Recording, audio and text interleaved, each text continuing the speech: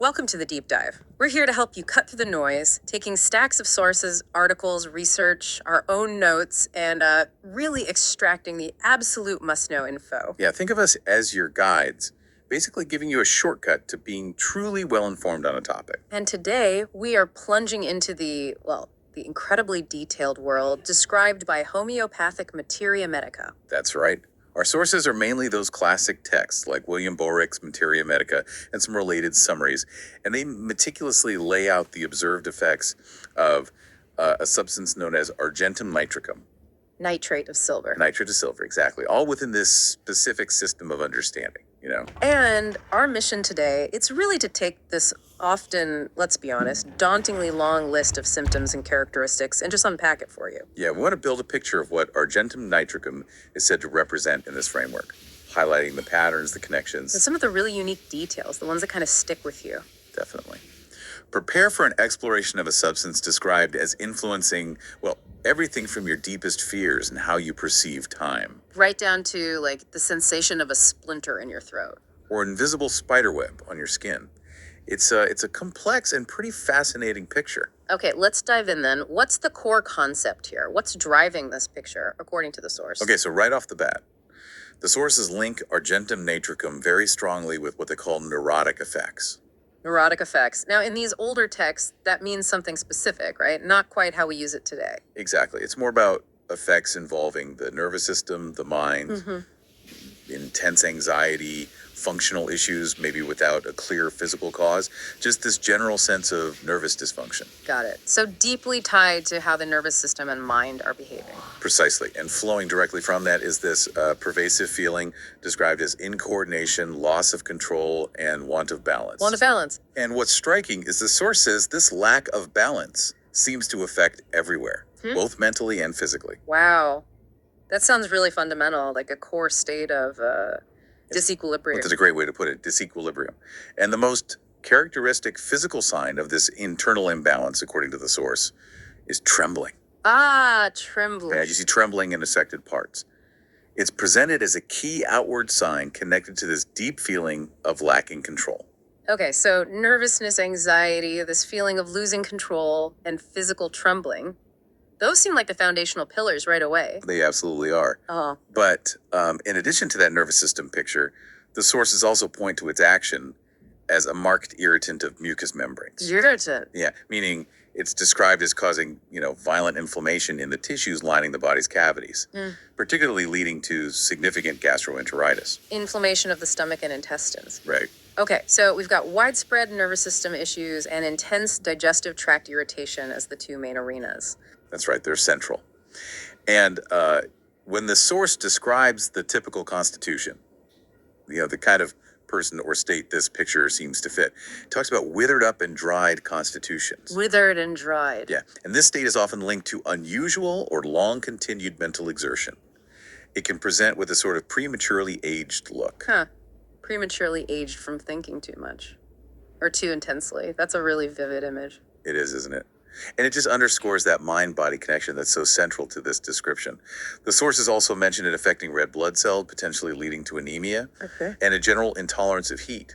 So being in warm environments, feeling warm, seems to make the symptoms worse. Right. So to recap the broad strokes, it's about nervous imbalance, loss of control, trembling, irritated mucous membranes, this specific dried look linked to mental strain, maybe anemia, and heat, making things worse. That gives us the framework. Pretty much, yeah. But, Materia Medica is all about the specific, sometimes really bizarre details.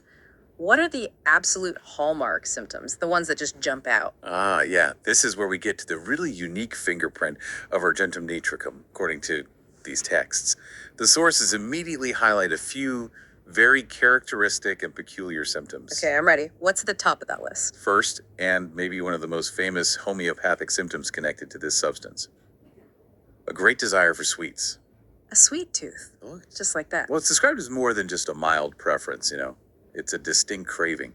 And crucially, as we'll see, it's deeply connected to other symptoms, especially the digestive ones. It's considered a very strong indicator in this picture. Okay, a powerful sweet craving. Got it. What's another standout? The peculiar splinter-like pains. Pains that feel precisely as if a splinter or some small foreign body were stuck in the tissue. You mean like an actual physical feeling of a splinter, even if there's nothing there? That's exactly the description. A very specific foreign body sensation, not just generic sharpness. Wow, that is genuinely peculiar. It is, and it shows up in specific places, which we'll get to.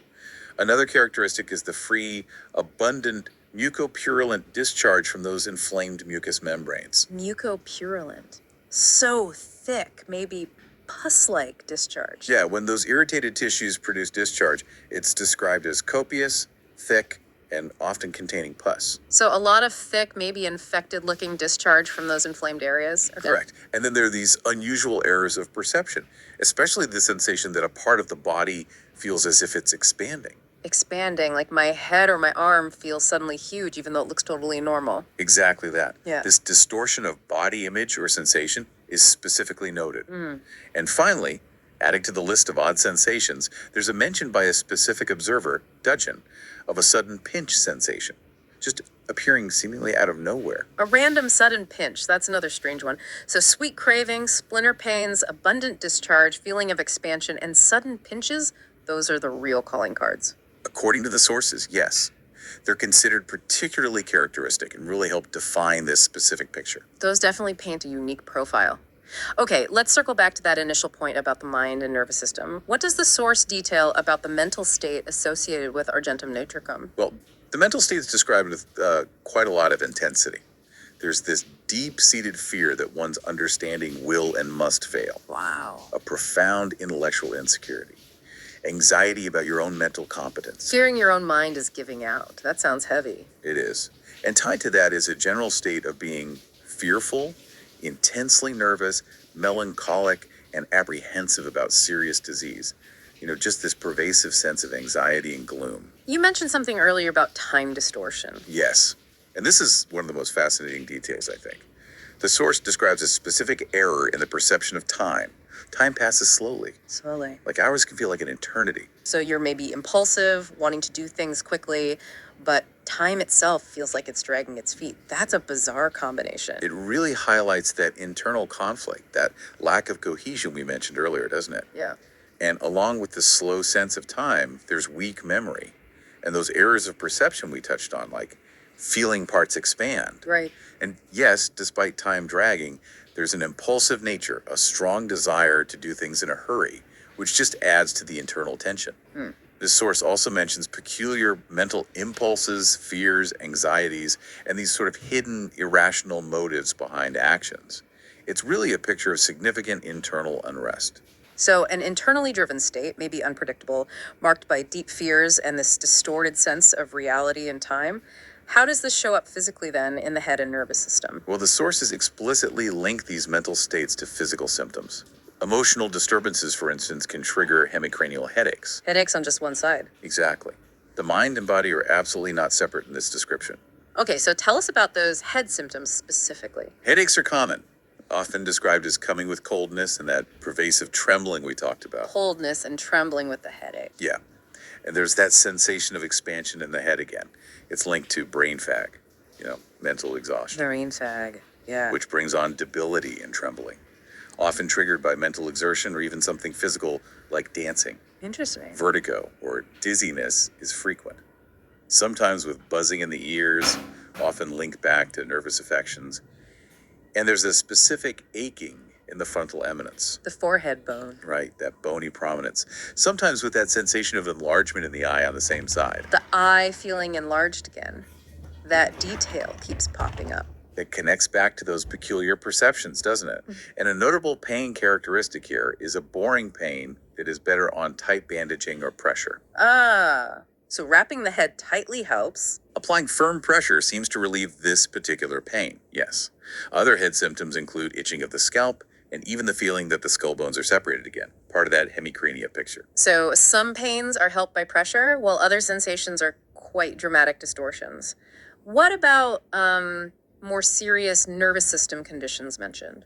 Yeah, building on that theme of incoordination and loss of control, the source associates Argentum Nitricum with pictures resembling more severe neurological conditions. Within this system, of course. Like what? Including paraplegia paralysis of the legs myelitis, which is spinal cord inflammation. Okay. Disseminated sclerosis, what we now call multiple sclerosis, affecting the brain and spinal cord, posterior spinal sclerosis, and also post-diphtheritic paralysis following diphtheria. Wow. Okay. So it really spans the whole range from nervous anxiety and odd sensations right through to descriptions associated with profound physical paralysis and degenerative nerve conditions. Within the framework of the materia medica, yes, that breadth is definitely described. And remember those other unusual sensory things like the sensation of a spider web Oh, yeah, the spider web. or like a dried substance on the skin? That falls into these widespread perceptual issues too. The spider web sensation. That's one of those really striking details that just sticks with you, isn't it? Absolutely. Okay, let's move on to the other major area you flagged right at the start, the widespread mucous membrane issues. You said this is a really big deal for Argentum nitricum. It is, yeah. A very significant sphere of action described in the sources. Let's go through the body systems affected by this irritation and discharge, starting with the throat. Okay, the throat. Violent inflammation is typical, described as raw, rough, and sore, often with a dark red appearance. And the splinter pain, is it here too? Absolutely key. The splinter sensation on swallowing is one of the definitive symptoms for the throat in this picture. Got it, splinter in the throat. You also see a lot of thick mucus, leading to frequent hawking to clear it. It's associated with issues like smoker's catarrh, causing a tickling sensation, like a hair is in the throat. The hair sensation again, of a foreign body. Exactly. And even a feeling of strangulation. Okay, so inflammation, thick mucus, the splinter, the hair, feeling choked, a very specific and unpleasant throat picture. What about the eyes? Moving to the eyes. The source describes purulent ophthalmia, that's a severe eye infection, often involving a lot of pus or thick discharge. Right. With great swelling and abundant purulent discharge. So, really infected looking eyes with a lot of thick, maybe greenish or yellowish discharge. That's the picture the source paints, yes. Swollen, red corners of the eyes, chronic ulceration along the eyelid margins. The cornea can become opaque, and ulcers can actually form on it. Ooh. Vision problems are noted too. Spots before the eyes, blurred vision, sensitivity to light, especially in a warm room. The warmth again? Yeah. Difficulty keeping the eyes fixed, eye strain, particularly from close work like sewing, made worse in a warm room, with aching that's better by closing or pressing the eyes. Pressing helps the eyes, like pressure helps the head. Seems so. It's also mentioned for weakened ciliary muscles, the ones that help focus the eye. Okay, that covers a wide range of eye issues, many involving that discharge and inflammation. What about the nose? For the nose, loss of the sense of smell is mentioned, itching inside the nose, ulcers on the septum, the wall between the nostrils. And coryza, a head cold, often accompanied by chilliness, tearing eyes, and headache. Okay, in the mouth. Any specifics there? Mouth symptoms include tender and bleeding gums, prominent papillae, those little bumps on the tongue, especially on a red, painful tongue tip. Pain can even be felt in perfectly sound teeth. There's a peculiar coppery taste, sometimes described as like ink. Like ink. Wow. And canker sores are common. That coppery taste, another one of those unusual sensory details that helps build the picture. Okay, let's get back to the stomach. You said marked gastroenteritis is absolutely central. Yes, the stomach and digestive system are major areas where that irritation and lack of control really manifest. Marked gastroenteritis is key. And the belching. Oh, yes. A very characteristic symptom is explosive and frequent belching. It's described particularly in nervous individuals, and it accompanies most of their gastric complaints. Explosive belching. Yeah. Sounds uncomfortable and, again, very specific. It's highlighted repeatedly. There's nausea, retching, vomiting of glary mucus. It's like a clear, slippery mucus, Okay. a lot of flatulence and gas, and a painful, swollen feeling at the pit of the stomach. Right. There's often a painful spot over the stomach that radiates outwards. The pain is described as gnawing, ulcerative, burning, with a constricting feeling, and often accompanied by these ineffectual attempts to belch. Like you feel you need to, but can't get relief. Frustrating. Yeah. And the sweet craving connects right in here. Absolutely. The great craving for sweets is strongly linked to these digestive issues. It's associated with gastritis, even the kind seen in heavy drinkers, according to the source. The ulcerative pain is notable, sometimes specifically on the left side under the ribs. There can be trembling and throbbing felt right in the stomach area. Trembling in the stomach. Yeah. And enormous abdominal distension from gas. Yeah. The ulceration of the stomach is described with that radiating pain. And alongside sweets, There can sometimes be desires for things like cheese and salt. Okay, so the craving isn't just random, it's really tied into this whole picture of digestive turmoil, pain, and gas. It seems to be part of the pattern, yes. Moving further down in the abdomen, there's colic, cramping pain, with much flatulent distension that bloating from gas is just a constant theme. Yeah. Stitchy ulcerative pain is noted on the left side, particularly under the ribs near the stomach. And the stool itself, does it have specific characteristics mentioned? Or it does. The stool symptoms are quite characteristic. The diarrhea is described as watery, noisy, and flatulent. Noisy. And it's often described as green, like chopped spinach, with shreddy mucus and, again, enormous distension of the abdomen. It can be very offensive smelling. Green like chopped spinach. That's memorable. It is. And a particularly striking point is the diarrhea occurring immediately after eating or drinking, especially after sweets or any emotional excitement. Immediately after. The feeling conveyed is that fluids go right through you, almost undigested. There can also be itching around the anus. Okay. Diarrhea triggered by sweets or emotion happening right after consuming anything, and that feeling like everything just runs straight through. That paints a vivid and frankly pretty awful picture of digestive chaos. It certainly highlights that chaotic, uncontrolled aspect in the digestive system. Then, in the urinary system, the source describes involuntary urination happening both day and night. The urethra, the tube carrying urine out, is inflamed with pain, burning, itching, and notably, that splinter sensation again during urination. The splinter sensation shows up there too. That really reinforces how specific and recurring that strange pain quality is in this description. It connects back to that core peculiar symptom, yeah. The urine itself can be scanty and dark. There's dribbling of a few drops after finishing urination, and the stream can be divided. Okay. It's also listed as potentially relevant in the early stages of gonorrhea, with profuse discharge, terrible cutting pains, and bloody urine mentioned in that context. Right. What about genital symptoms? For the genital symptoms, All right. in males, impotence is listed specifically. Erection failing when attempting intercourse. Cancer-like ulcers are mentioned, Okay. along with decreased sexual desire, shriveled genitals, and painful intercourse. And for females? For females, stomach pain gastralgia is noted at the beginning of menstruation, intense spasm of the chest muscles, nervous excitability or erethism at the change of life, menopause, and profuse leukorrhea, that's vaginal discharge, often with erosion of the cervix that bleeds easily. There can also be uterine bleeding occurring about 2 weeks after the regular period, and painful affections of the left ovary. So, digestive upset linked to periods, chest issues, menopausal anxiety, and specific discharge and bleeding problems. It really seems this lack of control and irritation picture touches almost every system described. Within this Materia Medica framework, it's definitely described as having a very broad action, yes. Let's look at some other general physical manifestations, maybe beyond the mucous membranes. What about the skin, for example? The skin is described as sometimes appearing brown, tense, and hard. And here again, we find that peculiar drawing sensation as from a spider web, The spider web again? or like a dried albuminous substance on the surface. The overall appearance can be withered and dried up, sometimes with irregular blotches. That spider web sensation is so unusual and memorable. It really seems like a strong theme running through these peculiar perceptions. It's definitely one of the most unique markers, isn't it? Then, in the respiratory and cardiovascular systems, symptoms include a cough that's triggered by singing high notes. Huh, specific. Yeah. Chronic hoarseness and a suffocative cough, described as if from a hair in the throat, that foreign body sensation popping up again. Right. There's dyspnea, difficulty breathing, and a feeling as if a bar or constriction were around the chest. And heart symptoms? Palpitations? Palpitations and noticeable heartbeats, yes. Noted as irregular and intermittent, and specifically worse lying on the right side. Worse on the right side for the heart. Interesting. Yeah.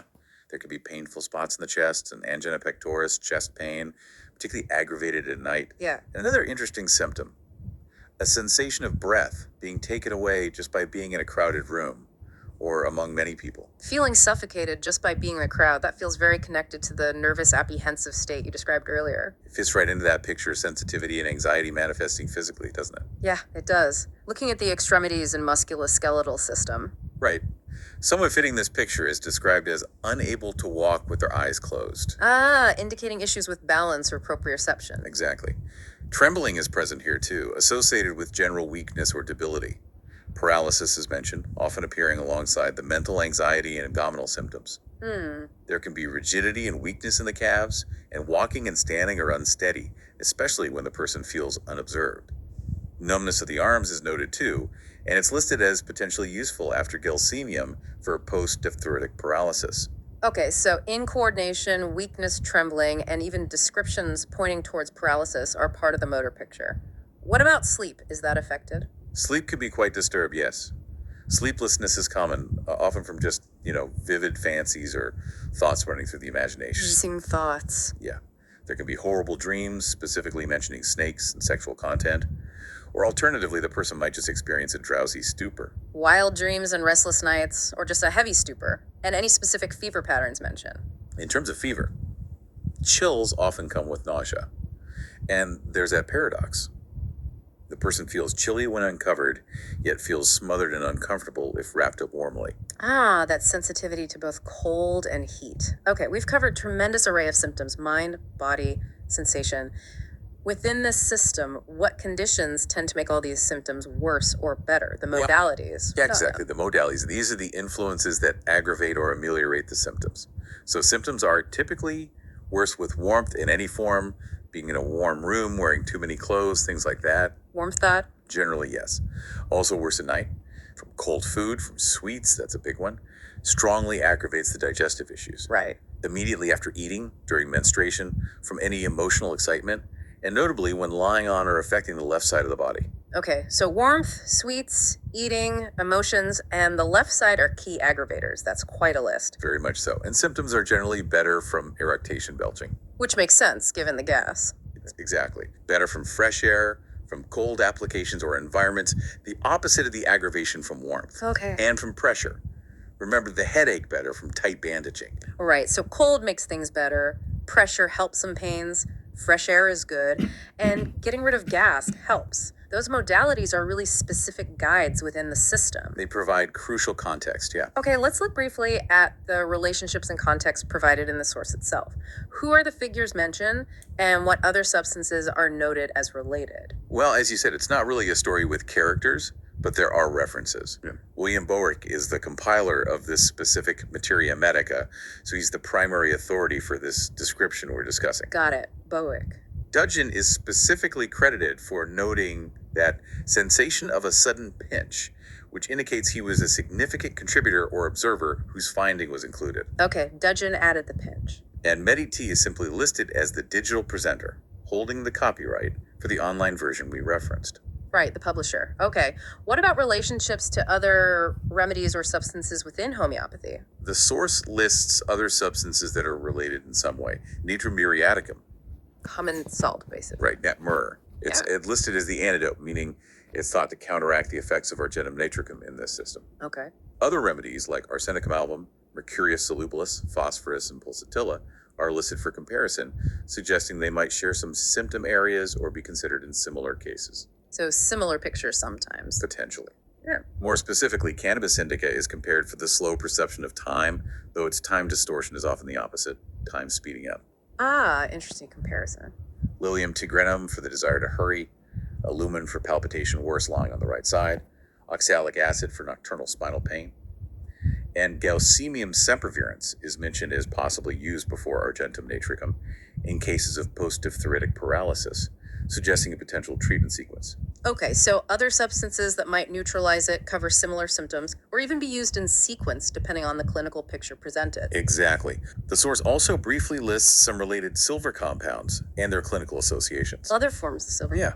Argentum cyanatum for angina, asthma, esophageal spasm, Argentum iodatum for throat issues, protargol for clinical uses like gonorrhea and ulcers, Argentum phosphoricum as a diuretic, and Argentum oxidatum for a type of anemia called chlorosis, often with specific bleeding and diarrhea symptoms. That shows how other forms of silver are also documented in this system, each with its own described area of effect, sometimes overlapping with Argentum nitricum. It gives a sense of the broader family of substances considered, yeah. And finally, what does the source actually say about dosage or preparation? Any practical notes? It mentions that within this system, typical potencies used are the 3rd to the 30th, and it notes a practical detail. For the lower potencies, like a 1:9 ratio, an aqueous solution is preferred over triturations. Triturations being the powders. Right, the powders rubbed finely with lactose or something. Apparently, unless the powders are very fresh, they can easily decompose into silver oxide. So an aqueous solution, maybe 2-3 drops, is recommended for administration in those lower potency cases. Okay, so even specific instructions on how to prepare and administer it depending on the strength. Practical details right from the text. Exactly. Wow, we've really explored an incredible range of symptoms and sensations associated with Argentum nitricum, according to these classic texts. From that broad picture of nervous imbalance and loss of control, Yeah. down to those incredibly specific details like the splinter pain, the spider web sensation, time stretching out, that explosive belching we keep mentioning, Can't forget the belching. diarrhea immediately after eating sweets or feeling emotional, and that deep fear that your own mind is failing you. It really illustrates how a homeopathic materia medica builds this dense, almost narrative-like description of a substance's potential effects, doesn't it? It offers a very particular lens through which to view states of imbalance and illness. It's not just a list. No, it's a complete, if maybe unusual, clinical portrait. A whole constellation of interconnected Yeah, experiences. constellation. I like that. And if you step back and just consider that recurring thread woven throughout everything we've discussed, that sense of incoordination, loss of control, and want of balance everywhere, tied to deep mental anxieties and fear of failure, the physical trembling, the sheer chaos and lack of regulation in the digestive system, and even those strange distortions of perception like expansion or foreign bodies. What does this incredibly complex, interconnected picture suggest to you about the fundamental concept Argentum nitricum is meant to represent in this system? It's definitely a fascinating idea to ponder.